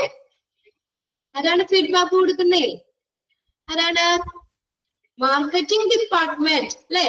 Marketing department provides feedback of consumer reaction, wants, packaging, branding. കൺസ്യൂമറിന്റെ റിയാക്ഷൻ, ആ ഒരു പ്രൊഡക്റ്റിനോടുള്ള റിയാക്ഷൻ, അവർക്കുടെ ആവശ്യകതകള്, പാക്കേജിങ്, ബ്രാൻഡിങ് എന്നിവയുമായി ബന്ധപ്പെട്ട ഒരു ഫീഡ്ബാക്ക് മാർക്കറ്റിംഗ് ഡിപ്പാർട്ട്മെന്റ് കൊടുക്കുന്നു. Then engineering department എന്ത് ചെയ്യുന്നു? Change idea into final product. ആ ഐഡിയ, ഇപ്പൊ അവർക്ക് ആവശ്യങ്ങൾ എന്താണെന്നൊരു ഫീഡ്ബാക്ക് കിട്ടിയല്ലോ, അതിനനുസരിച്ച് ഇതില് നമ്മൾ ഇംപ്രൂവ്മെന്റ്സ് ഒക്കെ വരുത്തിയിട്ട് അത് ഇംപ്രൂവ്മെന്റ് ചെയ്തിട്ട് എഞ്ചിനീയറിംഗ് ഡിപ്പാർട്ട്മെന്റ് എന്ത് ചെയ്തു? അത് ഫൈനൽ പ്രൊഡക്റ്റിലേക്ക് ആ ഐഡിയ കൊണ്ടുവരുന്നു. അതായത് കസ്റ്റമറിന്റെ ആവശ്യങ്ങൾക്ക് അനുസരിച്ചുള്ള ആ ഫീഡ്ബാക്ക് കിട്ടുമ്പോൾ അവരുടെ ആവശ്യത്തിനനുസരിച്ച് ആ പ്രൊഡക്റ്റില് അല്ലെങ്കിൽ അതില് നമ്മൾ ചേഞ്ച് വരുത്തുന്നു, ആ ഐഡിയയിൽ ചേഞ്ച് വരുത്തുന്നു. എന്നിട്ട് എന്ത് ചെയ്യുന്നു? അത് ഫൈനൽ പ്രൊഡക്റ്റിലേക്ക് കൊണ്ടുവരുന്നു. അത് രണ്ടും അണ്ടർലൈൻ ചെയ്തിട്ടോട്ടോ അവിടെ. Engineering department change idea into final product. ഏത് ഡിപ്പാർട്ട്മെന്റ് ആണ് ഐഡിയ ചേഞ്ചിങ് ഐഡിയ ചെയ്ത ഐഡിയാസ് ഫൈനൽ പ്രൊഡക്റ്റിലേക്ക് കൊണ്ടുവരുന്നത്? Engineering department. Engineering department changes idea into final product. രണ്ടെണ്ണം കിട്ടിയോ നിങ്ങൾക്ക്? മാർക്കറ്റിംഗ് ഡിപ്പാർട്ട്മെന്റ് എന്ത് ചെയ്യുന്നു? ഫീഡ്ബാക്ക് കൊടുക്കുന്നു. എഞ്ചിനീയറിംഗ് ഡിപ്പാർട്ട്മെന്റ് ഐഡിയ ഫൈനൽ പ്രൊഡക്റ്റിലേക്ക് കൊണ്ടുവരുന്നു. കിട്ടിയോ? അണ്ടർലൈൻ ചെയ്തിട്ടോ? ഇനി അടുത്തതാണ് അഞ്ചാമത്തെ സ്റ്റെപ്പാണ് ടെസ്റ്റ് മാർക്കറ്റിംഗ്. ടെസ്റ്റ് മാർക്കറ്റിംഗ് നമ്മൾ ടെസ്റ്റ് അടിക്കാറില്ലേ? ടെസ്റ്റ് അടിക്കാറില്ലേ? എന്താ ടെസ്റ്റ് മാർക്കറ്റിംഗ് എന്ന് പറഞ്ഞ? Test marketing, test marketing. Okay, consumer reaction to the new product. ഒരു പുതിയ പ്രൊഡക്റ്റിനോടുള്ള കൺസ്യൂമറിന്റെ റിയാക്ഷൻ. അതായത് നമ്മള് എന്താ ഒരു വലിയ രീതിയിൽ മാർക്കറ്റിലേക്ക് അത് അവൈലബിൾ ആക്കുന്നതിന് മുമ്പ് ഈ ചെറിയ രീതിയിൽ ചെറുതായിട്ട് സാമ്പിൾ പോലെ നമ്മൾ കൊടുക്കൂലേ, അല്ലെ? ടെസ്റ്റ് ചെയ്യൂലേ, അല്ലേ? അപ്പൊ ആ ഒരു പുതിയ പ്രൊഡക്റ്റിനോട് ആ കൺസ്യൂമറിന്റെ ആ ബിഹേവിയർ എങ്ങനെയാണ്, അല്ലെങ്കിൽ വലിയ രീതിയിൽ അത് മാർക്കറ്റിലേക്ക് ലോഞ്ച് ചെയ്യുന്നതിന് മുന്നേ നമുക്ക് ആ ഒരു കൺസ്യൂമറിന്റെ ഒരു ഫീഡ്ബാക്ക് എങ്ങനെയാണ് എന്നൊക്കെ അറിയാൻ വേണ്ടി ഉള്ളതാണ് ടെസ്റ്റ് മാർക്കറ്റിംഗ് എന്ന് പറയുന്നത്. അപ്പൊ എന്താണ് അതിന്റെ എയിം എന്ന് പറഞ്ഞാൽ കൺസ്യൂമറിന്റെ ഉദ്ദേശങ്ങൾ, റിയാക്ഷൻ എങ്ങനെയാണ്, ആ ഒരു പ്രൊഡക്റ്റിനോട് കൺസ്യൂമറിന്റെ റിയാക്ഷൻ എങ്ങനെയാണ്, നമുക്ക് അതിൽ നിന്ന് നമുക്ക് അറിയാൻ പറ്റും. നമ്മുടെ പ്രോഫിറ്റ് നമുക്ക് പ്രിഡിക്റ്റ് ചെയ്യാൻ പറ്റൂലേ? സെയിൽ ആൻഡ് പ്രോഫിറ്റ്, നമുക്ക് എത്രത്തോളം അതിന് സെയിൽ ഉണ്ടാവും, എത്രത്തോളം ലാഭം ഉണ്ടാകും, ഇതൊക്കെ ടെസ്റ്റ് മാർക്കറ്റിംഗിൽ നമുക്ക് അറിയാൻ പറ്റില്ലേ? ടെസ്റ്റ് മാർക്കറ്റിംഗ് എന്ന് പറഞ്ഞാൽ എന്താ? It's a tool used by the company to check the viability, അതിന്റെ പ്രവർത്തനക്ഷമത of the new product before it is being launched in a market on a large scale. ഒരു വലിയ തോതില് മാർക്കറ്റിലേക്ക് ആ ഒരു പ്രൊഡക്റ്റ് ഇറക്കുന്നതിന്, ലോഞ്ച് ചെയ്തതിന് മുന്നേ നമുക്ക് ആ കമ്പനി അതിന്റെ പ്രവർത്തനക്ഷമത, വൈബിലിറ്റി, പ്രവർത്തനക്ഷമത ചെക്ക് ചെയ്യാൻ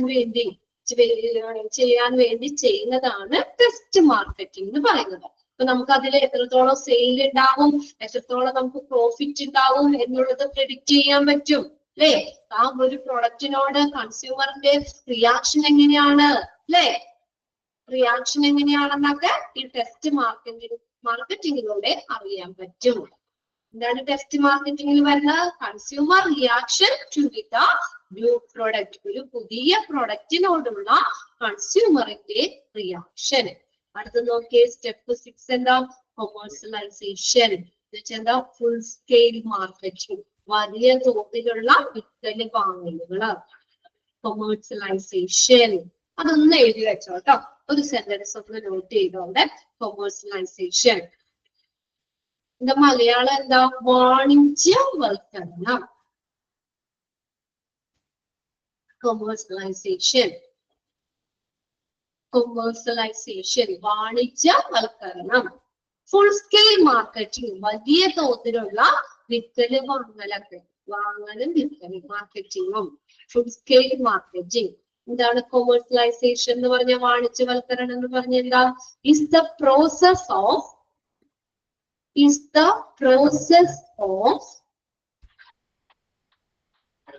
bring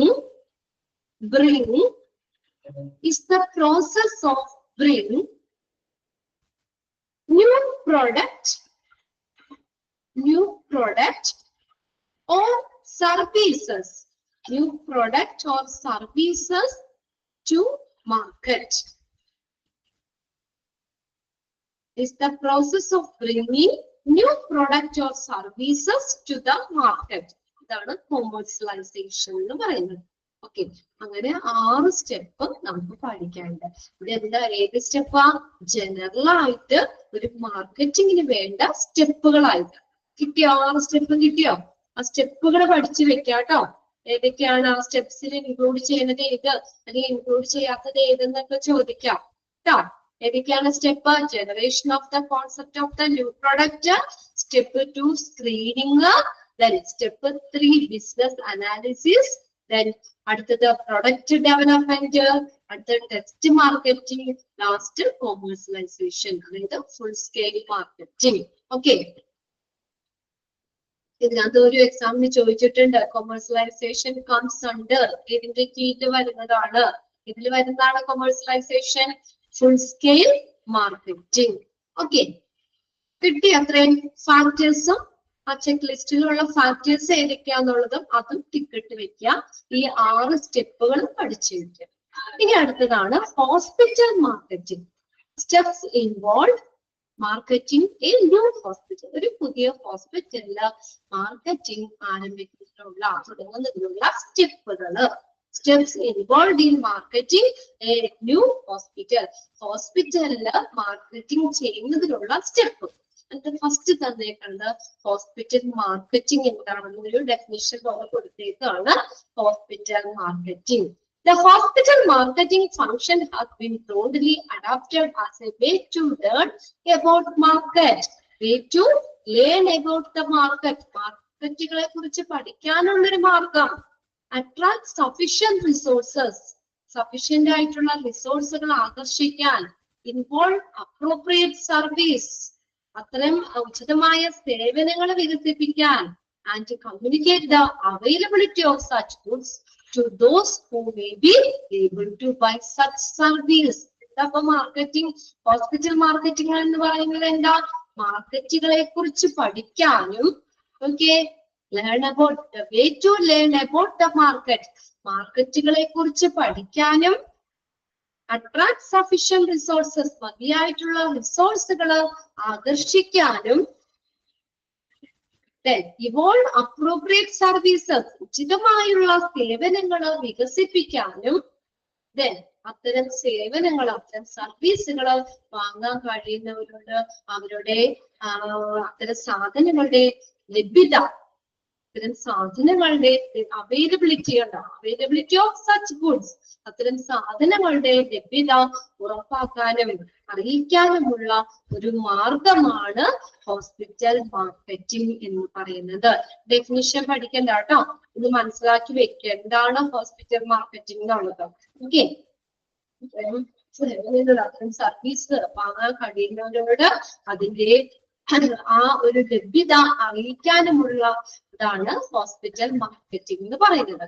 ഈ ഹോസ്പിറ്റൽ മാർക്കറ്റിംഗിന്റെ 2 സ്റ്റെപ്പാണ് മാർക്കറ്റിംഗ് പ്ലാനിങ്ങും മാർക്കറ്റ് കമ്മ്യൂണിക്കേഷനും. ഏതൊക്കെ 2 സ്റ്റെപ്പുകള്? ഏതൊക്കെയാണ്?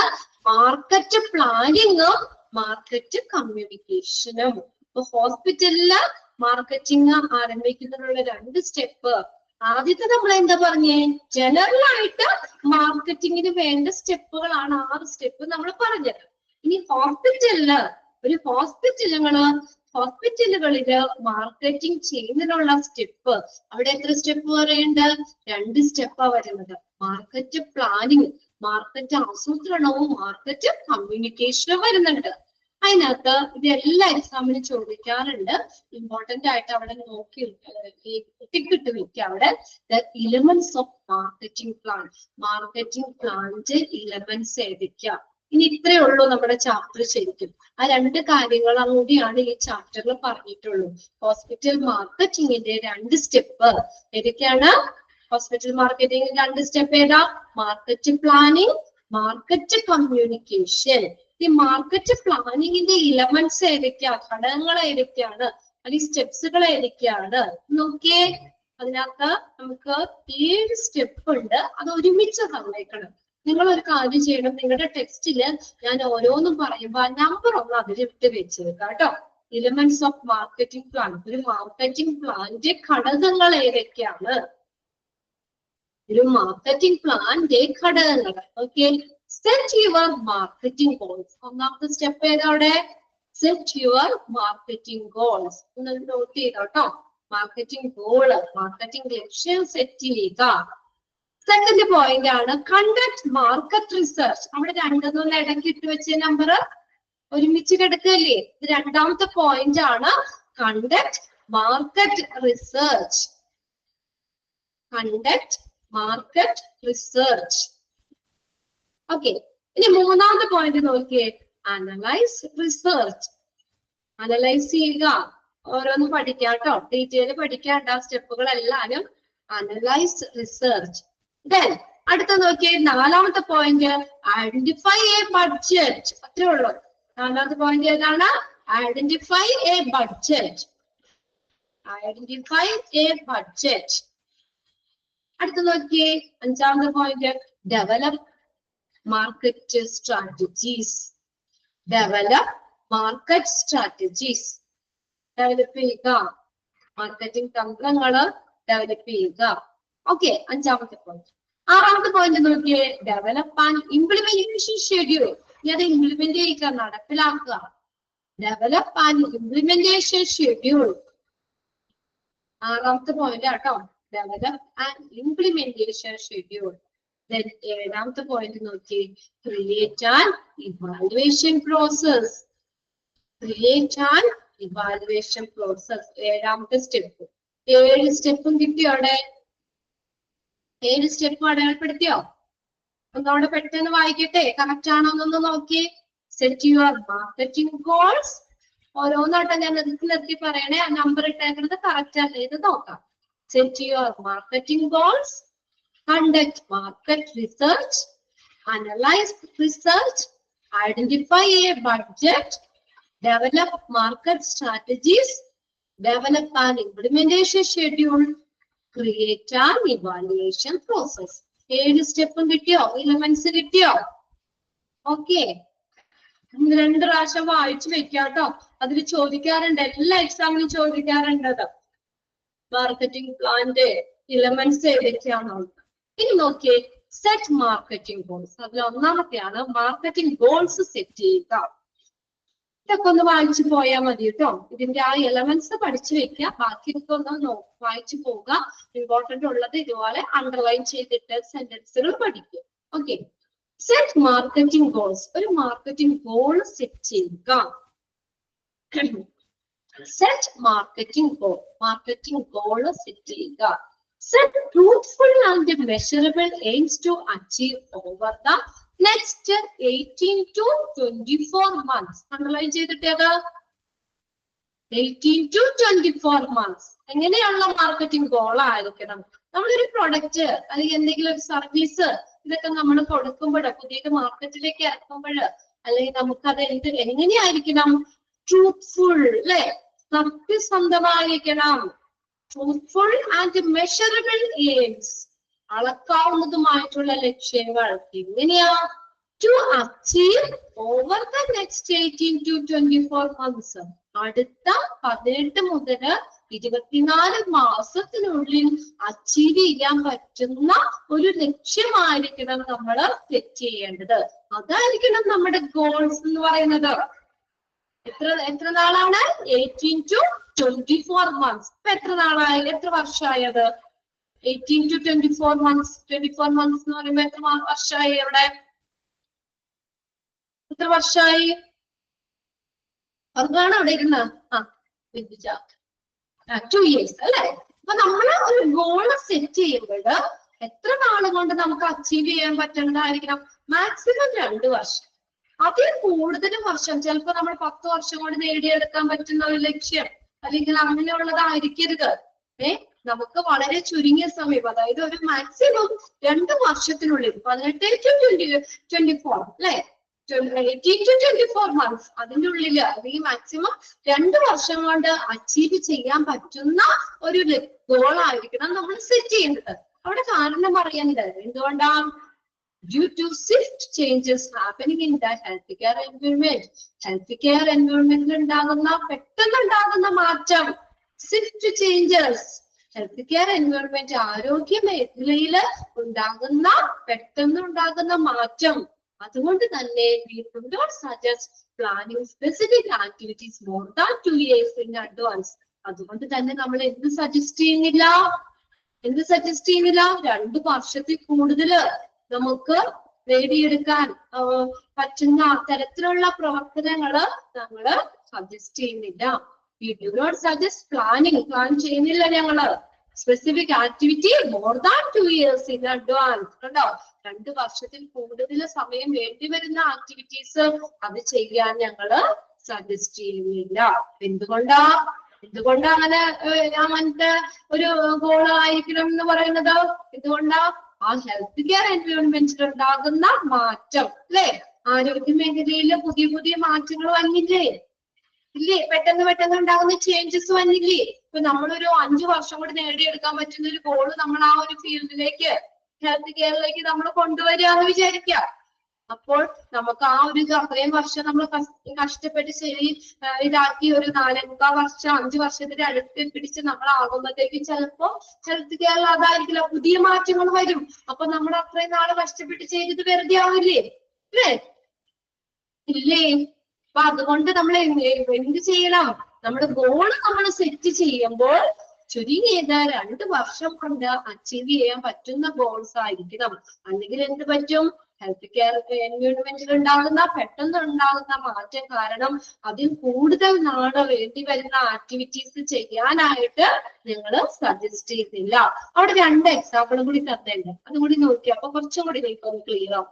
Expand the number of new patients seen in practice by 5% within the first 6 months and 10% by the end of the first year.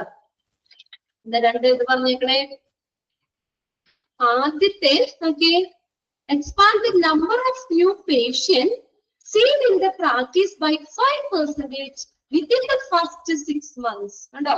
ആദ്യത്തെ 6 മാസത്തിനുള്ളിൽ പുതിയ പേഷ്യൻസിന്റെ എണ്ണം 5% എന്നുള്ളതിൽ നിന്ന് എത്രയാക്കണം?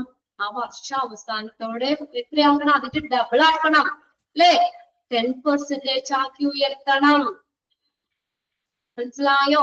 ആദ്യത്തെ 6 മാസത്തിനുള്ളില് പുതിയ പേഷ്യൻസിന്റെ എണ്ണം 5% എന്നുള്ളത് ആ വർഷ അവസാനമാകുമ്പോഴത്തേക്കും അത് അതിന്റെ ഇരട്ടി, അതായത് 10% ആക്കണം. ഹോസ്പിറ്റലിൽ മാർക്കറ്റിംഗ് എന്ന് പറഞ്ഞ എന്താ ശരിക്കും പറയുന്നത്? ഹോസ്പിറ്റലിലെ കസ്റ്റമർ ആരാണ്? കൺസ്യൂമർ ആരാണ്? പേഷ്യൻസ് ആണ് അല്ലെ? അപ്പൊ കൂടുതൽ പേഷ്യൻസ് ഹോസ്പിറ്റലിലേക്ക് വരണ്ടേ അല്ലെ?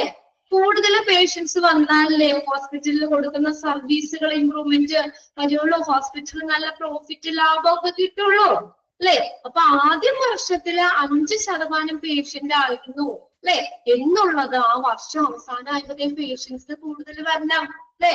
ആ പേഷ്യൻസിന് 10% നേരെ ഡബിൾ ആക്കണം അല്ലെ? 10% എന്നുള്ളതിലേക്ക് ആക്കണം. Expand your gross revenue by 30% within 24 months. 24 മാസത്തിനുള്ളില് മൊത്തം വരുമാനം എത്ര ശതമാനമോ കൂട്ടണം? 30% വർദ്ധിപ്പിക്കണം. കണ്ടോ? Expand your gross revenue. Revenue എന്ന് പറഞ്ഞാൽ വരുമാനം. മൊത്തം വരുമാനം 30% എന്നുള്ളത് എത്ര? 30% നമ്മൾ എക്സ്പാൻഡ് ചെയ്യുന്നു. എത്ര നാളത്തിനുള്ളിലാണ്? Within 24 months. 24 months 12 മാസം എന്ന് പറഞ്ഞാൽ 1 വർഷമല്ലേ? 24 months എന്ന് പറഞ്ഞാൽ 2 വർഷം. 2 വർഷത്തിനുള്ളില് റവന്യൂ എത്രയാക്കണം? 30% കൂട്ടണം. 2 എക്സാമ്പിളാണ്. എക്സാമിനൊന്നും ചോദിക്കാറൊന്നുമില്ല, എങ്കിലും അത് എന്താ പറഞ്ഞേക്കണേന്നുള്ളത് മാത്രം ഒന്ന് നോക്കി വെക്കുക കേട്ടോ.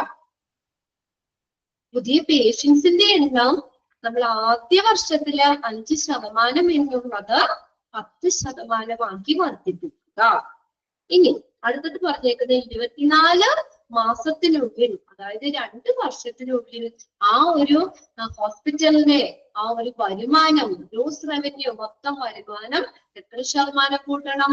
30%, 30% കൂട്ടുക, എക്സ്പാൻഡ് ചെയ്യുക, വികസിപ്പിക്കുക. അതാണ് ഒന്നാമത്തെ പറഞ്ഞിരിക്കുന്നത്. രണ്ടാമത്തെ എലിമെന്റ് ഏതാ നമ്മൾ പറഞ്ഞത്? Conduct market research. Market research conduct ചെയ്യുക. എന്തിനാ മാർക്കറ്റ് റിസർച്ച് കണ്ടക്ട് ചെയ്യണേ? നമ്മൾ മാർക്കറ്റുകളെ കുറിച്ച് അറിയണ്ടേ? ഓരോരോ റിസർച്ച് ചെയ്യണ്ടേ? ഗവേഷണങ്ങൾ ചെയ്യണ്ടേ? പുതിയ മാർക്കറ്റിംഗ് ട്രെൻഡ്സ് എന്താണ്? എങ്ങനെയൊക്കെ ആക്കണം? പല പല എക്സ്പെരിമെന്റ്സും നമ്മൾ നടത്തണം അല്ലെ? എങ്കിലല്ലേ നമുക്ക് അതിലേക്ക് ഒരു സക്സസ് ആവുള്ളൂ. ഇവിടെ ഒന്നാമത് തന്നെ അതിന്റെ ഡെഫിനിഷൻ ഇവിടെ കൊടുത്തിട്ടുണ്ട്. ആ ഡെഫിനിഷൻ എക്സാമിന് ചോദിക്കാറുണ്ട്. ഇത് ഫുള്ള് നിങ്ങൾ ബൈഹാർട്ട് ചെയ്ത് പഠിക്കണ്ട. നമ്മളൊന്ന് അണ്ടർലൈൻ ചെയ്തിടാൻ പറയണേൽ കോൺസെൻട്രേറ്റ് ചെയ്ത് പഠിക്കുക. ഒന്നാമത്തെ ലൈൻ എക്സാമിന് ചോദിച്ചിട്ടുണ്ട്. Market research. എന്താ മാർക്കറ്റ് റിസർച്ച് എന്ന് പറഞ്ഞാൽ? Is the process of systematically collecting, recording, and examining data and information. Market research is the process of systematically collecting, recording, examining data of information. Our process in the market research. Okay. Underline the sentence. Dash is the process of the process of systematically collecting, recording, and examining data and information is called the dash. Then market research. About customers, competitors, and market. Customer in the ediradigalе kurichu, marketകളെ കുറിച്ച് ഇപ്പൊ hospital ആണെങ്കിൽ നമുക്ക് ഒത്തിരി competitors ഉണ്ട് അല്ലേ? ഏതൊരു field ആണെങ്കിലും നമുക്ക് എതിരാളികളുണ്ട്. ഇപ്പൊ നമ്മളിവിടെ ഒരു ഹോസ്പിറ്റലിൽ പണിത് കഴിഞ്ഞാൽ നേരെ ഓപ്പോസിറ്റ് കൊണ്ടുവന്ന് വേറെ ഹോസ്പിറ്റൽ വയ്ക്കും. നമ്മളിവിടെ ഒരു ഹോട്ടൽ ഓടി കഴിഞ്ഞാൽ നേരെ ഫ്രണ്ടിൽ ഒരു വേറെ ഹോട്ടലിൽ കൊണ്ട് വയ്ക്കും. നമ്മളൊരു ബേക്കറി ഓടി കഴിഞ്ഞാൽ നേരെ ഫ്രണ്ടിൽ ഒരു ബേക്കറി ഉണ്ടെന്ന് വയ്ക്കും അല്ലെ? ഈ മാർക്കറ്റിംഗില് എന്താണ്, നമുക്ക് എതിരാളികളുണ്ട് അല്ലെ? കോമ്പറ്റീറ്റേഴ്സ് ഉണ്ട്. നമ്മുടെ കോമ്പറ്റീറ്റേഴ്സിനെ കുറിച്ച്, മാർക്കറ്റുകളെ കുറിച്ച് it can be used to decide which portion of the population will buy the product or services based on variables such as age, gender, location, and income level. Okay, age അനുസരിച്ച്, പ്രായം അനുസരിച്ച്, ഇപ്പൊ പ്രായത്തിനനുസരിച്ച് ഇപ്പൊ നമ്മൾ പറയില്ലേ, പ്രായം കുറഞ്ഞൊരു പ്രായം കൂടിയ ആൾക്കാർക്ക് പോലെ ട്രെൻഡ്സും കാര്യങ്ങളും ആയിരിക്കും. ഏജ് ആയിട്ടുള്ളവർക്കും ഇപ്പൊ നമ്മുടെ ന്യൂജൻ പിള്ളേരും വയസ്സായ ആളുകളുടെ മാർക്കറ്റിംഗ് ഇതൊക്കെ ഒരേ ഇതായിരിക്കോ? അവർക്ക് ഇഷ്ടങ്ങൾ ഒരേപോലെ ആയിരിക്കോ? അല്ല അല്ലെ? ഏജ് അനുസരിച്ച്, ജെൻഡർ അനുസരിച്ച്, മെയിലും ഫീമെയിലും അനുസരിച്ച്, അവർ ലൊക്കേഷൻ അനുസരിച്ച്, ഇൻകം ലെവൽ, സാമ്പത്തിക വരുമാനം അനുസരിച്ച് തുടങ്ങിയ വേരിയബിളുകളെ അടിസ്ഥാനമാക്കി ഒരു ജനസംഖ്യയുടെ, ഒരു പോപ്പുലേഷന്റെ ഏത് ഭാഗമാണ് ഒരു പ്രൊഡക്റ്റോ സർവീസോ വാങ്ങേണ്ടതെന്ന് തീരുമാനിക്കാൻ നമുക്ക് മാർക്കറ്റ് റിസർച്ച് ഉപയോഗിക്കാം. സെക്കൻഡ് പോയിന്റ് കൂടി പറഞ്ഞിട്ട് നമുക്ക് നിർത്താം കേട്ടോ. ഒന്ന് നോക്കിയേ, എന്താ പറഞ്ഞേക്കുന്നത്? ഏജ് അനുസരിച്ച്, ജെൻഡർ അനുസരിച്ച്, ലൊക്കേഷൻ അനുസരിച്ച്, ഇൻകം ലെവല്, ഇതെല്ലാം വേരിയബിൾ തുടങ്ങിയ വേരിയബിളുകളുടെ അടിസ്ഥാനമാക്കി. കണ്ടോ, ഇതെല്ലാം വേരിയബിളുകളാണ്. നോക്കിയേ, തുടങ്ങിയ age, gender, location, income level തുടങ്ങിയ വേരിയബിളുകളെ അടിസ്ഥാനമാക്കി പോപ്പുലേഷന്റെ ഏത് ശതമാനമാണ്, ഏത് വിഭാഗമാണ് ഒരു പ്രൊഡക്റ്റോ സർവീസോ വാങ്ങേണ്ടതെന്ന് തീരുമാനിക്കാൻ മാർക്കറ്റ് റിസർച്ച് ഉപയോഗിക്കാം. കണ്ടോ, മാർക്കറ്റ് റിസർച്ച് ഉപയോഗിക്കാം. Market research is normally primary or secondary. Primary ആകാം, secondary ആകാം. അണ്ടർലൈൻ ചെയ്തിട്ട് market research is normally primary or secondary. Primary market research എന്ന് പറഞ്ഞ ഏതാണ്? Consist of testing like സർവേകളാകാം, ഫീൽഡ് ടെസ്റ്റുകളാകാം, ഇന്റർവ്യൂകളാകാം, അല്ലെങ്കിൽ ഒബ്സർവേഷൻ ആകാം. ഇതെല്ലാം പ്രൈമറി മാർക്കറ്റ് റിസർച്ചിൽ വരുന്നതാണ്. എക്സാമിന് ചോദിക്കാറുണ്ട് കേട്ടോ. പ്രൈമറി മാർക്കറ്റ് റിസർച്ചിൽ ഇൻക്ലൂഡ് ചെയ്യുന്നത് ഏതൊക്കെയാണ്? Primary market research consist of ഏതൊക്കെയാണ് വരുന്നത്? Surveys, field test, interviews or observation. Then secondary marketing consists of test marketing. നമ്മൾ പറഞ്ഞില്ലേ ടെസ്റ്റ് മാർക്കറ്റിംഗ് എന്താണെന്ന്? സെക്കൻഡറി മാർക്കറ്റിംഗിൽ വരുന്നതാണ് ടെസ്റ്റ് മാർക്കറ്റിംഗ്. ഈ ഒരു പാരഗ്രാഫില് നമ്മൾ ഫസ്റ്റത്തെ ലൈൻ പഠിക്കും. അണ്ടർലൈൻ ചെയ്തില്ലേ? നമ്മള് മാർക്കറ്റ് റിസർച്ച് എന്താണെന്ന് പഠിച്ചില്ലേ? അണ്ടർലൈൻ ചെയ്ത് വെച്ചില്ലേ? അത് പഠിക്കണം. പിന്നെ അതിനകത്ത് മൂന്നാമത്തെ പോയിന്റ് നോക്കിയേ. മാർക്കറ്റ് റിസർച്ച് എന്ന് പറഞ്ഞത് പ്രൈമറി ആകാം, സെക്കൻഡറി ആകാം. പ്രൈമറി മാർക്കറ്റ് റിസർച്ചിൽ വരുന്ന ഏതൊക്കെയാണ്? പ്രൈമറി മാർക്കറ്റ് റിസർച്ചില് സർവേകൾ വരാം അല്ലെ? നമുക്ക് റിസർച്ച് ചെയ്യാം. സർവേ എടുത്തിട്ട് അതിൽ ആളുകളുടെ അഭിപ്രായവും കാര്യങ്ങളും പുതിയ പ്രൊഡക്റ്റിനെ കുറിച്ചുള്ള ഇതെല്ലാം നമുക്ക് അതിനകത്ത് പറയാം. ഫീൽഡ് ടെസ്റ്റുകൾ നടത്താം, ഫീൽഡിൽ പോയിട്ട് അല്ലെ?